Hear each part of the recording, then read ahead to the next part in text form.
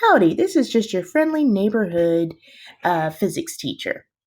I wanted to give you a few tips about the test.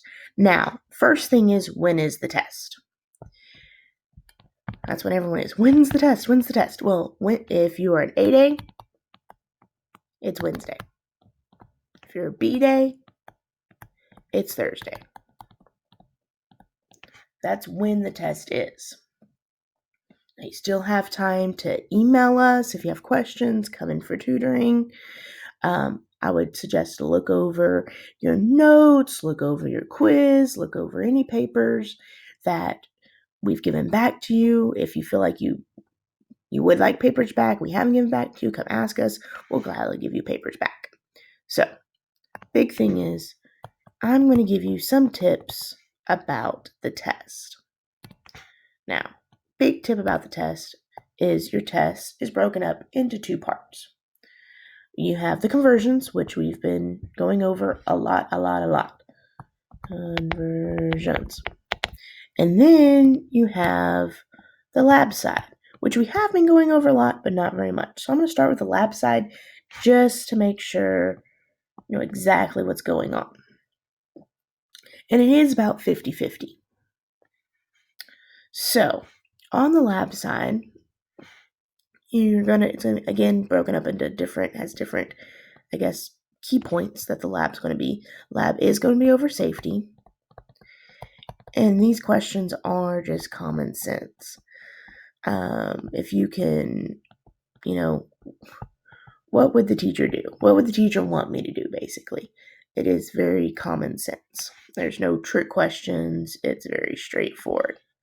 You are going to have to measure. You're not going to have to measure, but it is, I didn't tell you, this part's multiple choice. This part is multiple choice. So you have A, B, C, D. So you will have to quote unquote measure. It'll be like they'll put a picture of a ruler down. You have to measure and stuff. So some key things to know how to use is a meter stick, a scale, graduated cylinder. These are all things starting to sound very familiar. Oh, that's right. We used them in the lab. Cylinder. Now, there is one equipment that that's going to be on the test that we didn't use, but you will use in the future, and you have used in the past. And I'll give you a hint on said thing. It measures temperature. It measures temperature.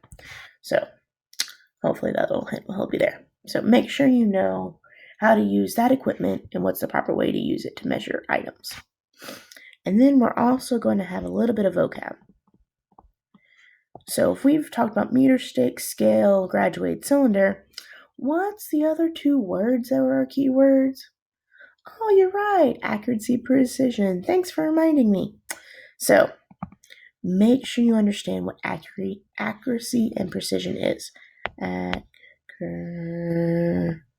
I can't spell. And I'm going to put precise, but precision. The best way for me to kind of help remind me what these two words are is I think of the game darts. Okay? Think of the game darts. And if I have, for accurate, you are right on the money. Your dart is hitting the bullseye every single time. You are just coming in and you're hitting the bullseye every single time. You're hitting the bullseye every single time. You're very accurate. You're doing what you're supposed to do. Now, precision. You can still think about the bullseye. But instead of hitting the bullseye, is you are hitting nearly the same spot every single time. You're just off in the corner. So you're very precise, but you're not very accurate. So you're hitting the same spot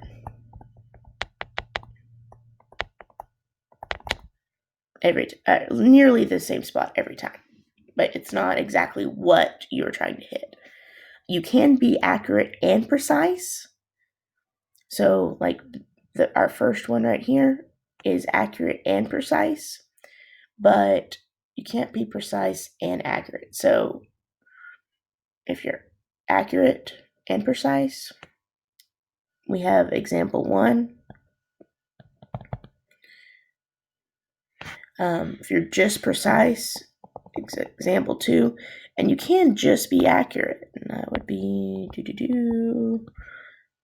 when you've hit the bullseye, but then you've hit kind of everyone else. So you're accurate at least once. You're accurate at least once, but you're not precise. You're just accurate once. So a couple of things to think about there. So let's jump up to second part. Oh, didn't mean to make that small. I do apologize. Is our conversion. So we've been spending a lot of time. Now your conversions are going to be in free response.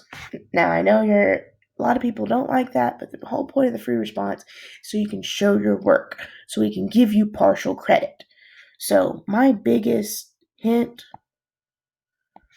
hint's supposed to be red, biggest hint for you is to show work. Show your work. Show me your steps. You don't have to do the railroad method.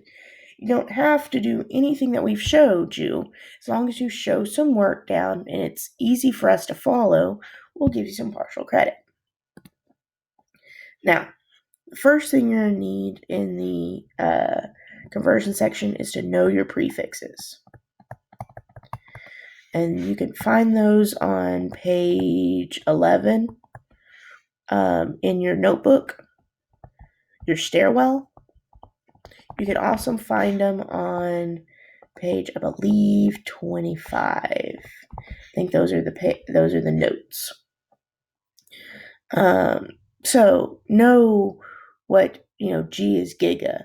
Know that big M is mega. K is kilo. H is hecka.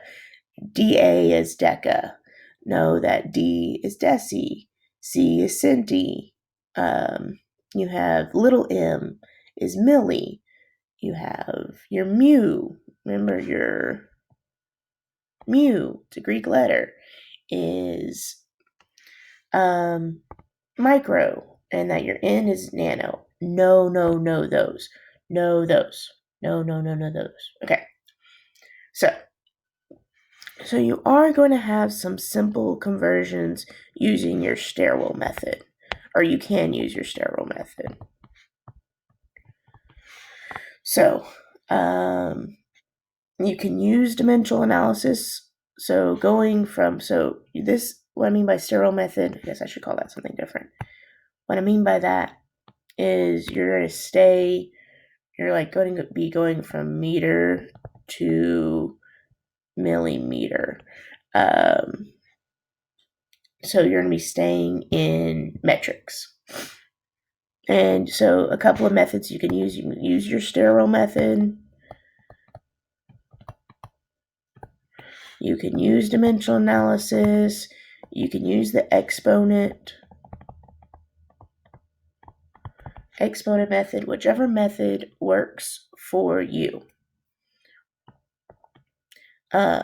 You are going to have to do a two-parter. So when you have, remember miles per hour and you're trying to get feet per second or something like that, you're going to have to do a two-parter. The best thing to do for this is dimensional analysis. And you don't have to use railroad tracks.